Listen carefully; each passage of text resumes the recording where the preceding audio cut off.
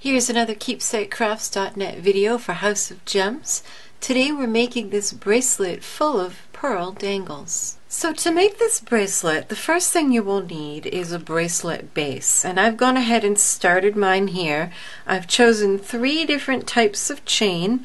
We have one with 10mm links, another with 5mm, and another with 6mm.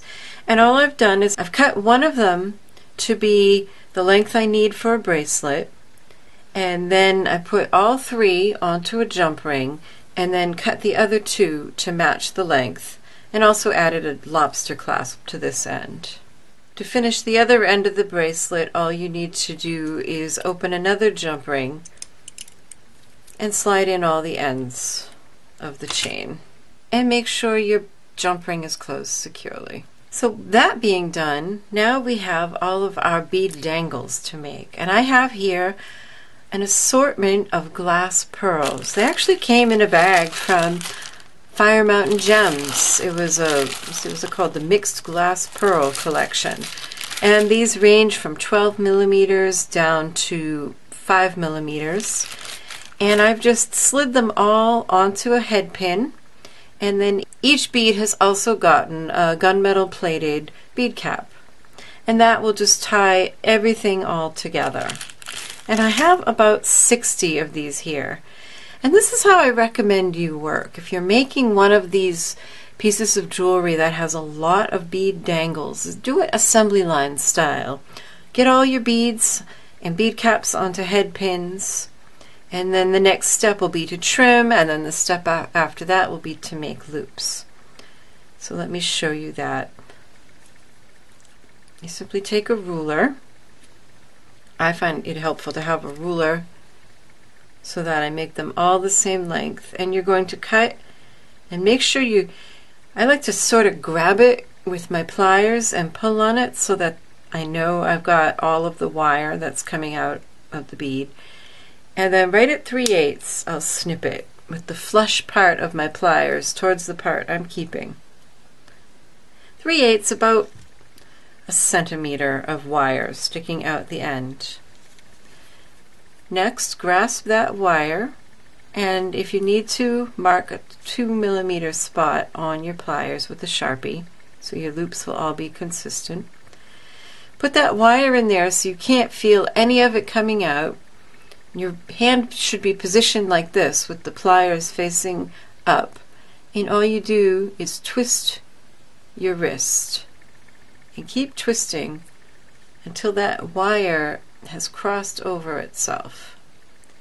And then we're just going to grab this and bend it back, and that centers the loop over the bead and also uncrosses it from itself, and it should be nice and closed right now. And you're just going to do that with all of your bead dangles. Like I said, it's a great idea to trim them all, string them all, trim them all, and then make all your loops at once. And it's just a nice project to sit and listen to some music or a good book. Okay, so here I've gone ahead and made all of my beads and bead caps into bead dangles, just with simple loops. No need for wrapped loops here. And now it's time to attach them to the bracelet. And we're going to use 6mm jump rings. Now, while I was wrapping my beads, I just took the time to kind of sort these into groups with the largest, so that each group of 3 would have a bigger one and a smaller one. There's 21 links on this 10mm chain, so I've made 21 piles of 3 beads. I'll put 3 on each. And let me show you how we do that. We're going to grab a jump ring with a pair of chain nose pliers on one side, hold it on one side, use another pair of chain nose pliers to twist it open on the other side. And I'm going to start down this end. I'm going to slide the jump ring through one of the large links of chain, and then just so it's not crowded, I'm going to reposition my chain nose pliers, so I'm grabbing it with the side, just so that there's a little bit more room to put my dangles on. I'm going to put on one group of 3 dangles,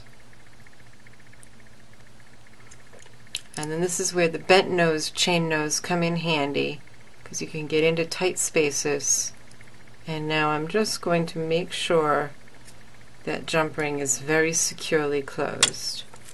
And then I'm going to work my way down this chain, adding a group of 3 bead dangles to each of these large links, and occasionally perhaps catching in one of these smaller chains in the jump ring, just to kind of hold it all together. So there, I've attached all of my bead dangles in clusters of 3 with jump rings, and what I kind of ended up doing was alternating. One jump ring would grab this silver chain on one link, and then the next jump ring would grab this black chain, and I just kind of kept going that way. And what you end up with is this very full, it's actually quite heavy bracelet, and it really is just a fun kind of party bracelet. This would be great to do with all crystals, or it would be wonderful with just a monochromatic scheme. You could do it with all pearls of one color. It's actually a very simple project to put together. It's just time consuming because of the number of dangles. But it ends up having a rather fun, weighty feel.